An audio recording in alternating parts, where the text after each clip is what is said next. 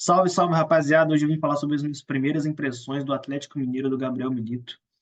Gabriel Milito que chegou há pouco tempo no Atlético Mineiro, são apenas 10 partidas, sendo 7 vitórias e apenas 3 empates. Nenhuma derrota no período, são 23 gols marcados até agora e apenas 8 gols sofridos. Então, bom desempenho nesse início de trabalho, vem chamando bastante atenção.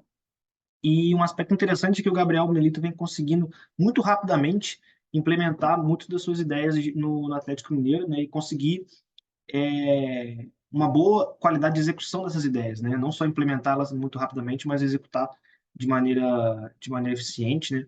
E com isso trazendo boas performances e bons resultados, né? Nesses primeiros 10 jogos do trabalho. E um aspecto muito interessante que me chamou bastante atenção no trabalho dele até aqui é um padrão que ele utiliza na fase ofensiva, no momento que tem a bola, que está atacando, que é justamente o que nós vamos falar aqui hoje. Então, sem mais delongas, bora pro campinho. Bom, então, aqui a gente tem o time base do Atlético Mineiro, né?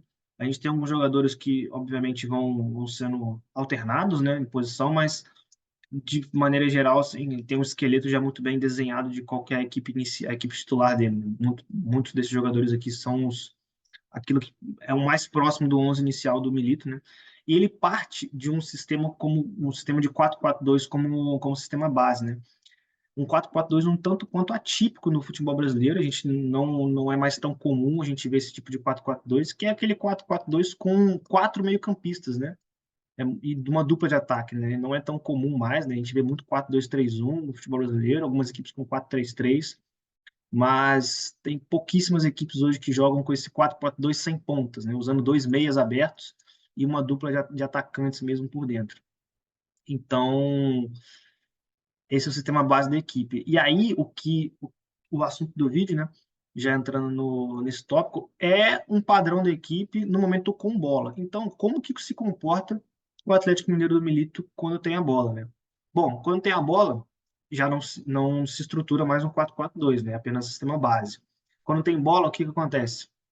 A gente tem o meia da direita, Scarpa, dando amplitude pelo lado direito, né, ocupando bem o corredor. O Arana, lateral esquerdo, dando amplitude no lado oposto, abrindo bem o campo. O lateral direito, o Saravia, fica na base da jogada, fazendo uma saída de três junto com os dois zagueiros, com uma trinca aqui. E o Zaracho, o meio do lado esquerdo, ele sobe para ocupar o entrelinhas do adversário, né? Então ele flutua mais pelo entrelinhas do lado esquerdo, né? Enquanto o Hulk acaba caindo mais pelo lado direito, né? O Paulinho muitas vezes fica como esse 9 mais de profundidade, né? Mais para pesar a última linha. O Hulk tende a baixar mais. E o Alan Franco, ele funciona mais como esse camisa 8, esse segundo volante, que alterna bastante.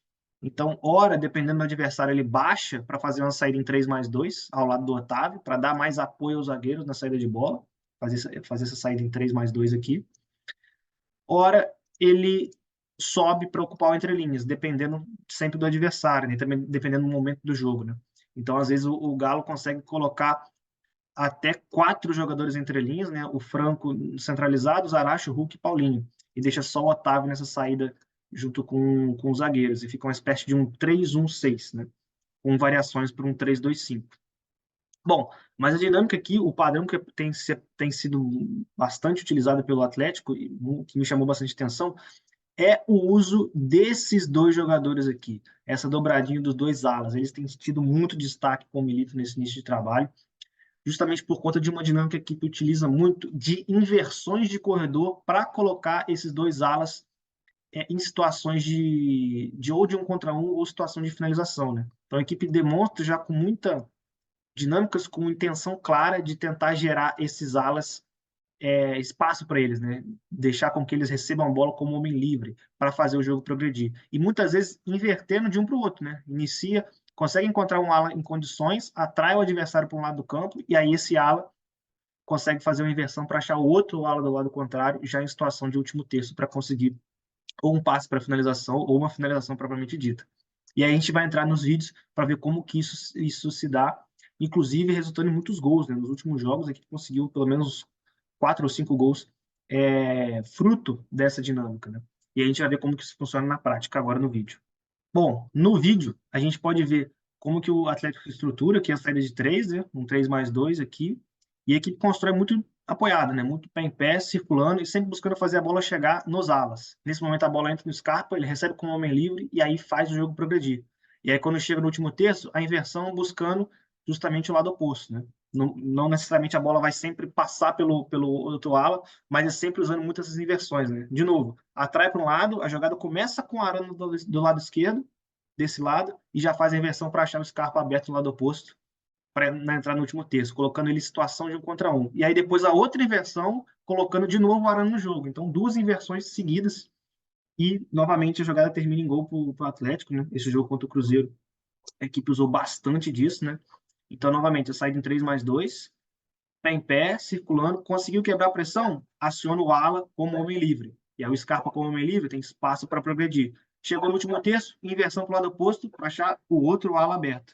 E aí a equipe consegue chegar na área, criar uma situação de finalização que dá gol. Então a equipe vai criando muito a partir disso, né? Coloca muito os seus alas em jogo e eles têm sido grande destaque, né? Novamente, quando não são inversões longas, são inversões apoiadas, né? Fazendo circular de pé em pé para achar o ala do lado oposto.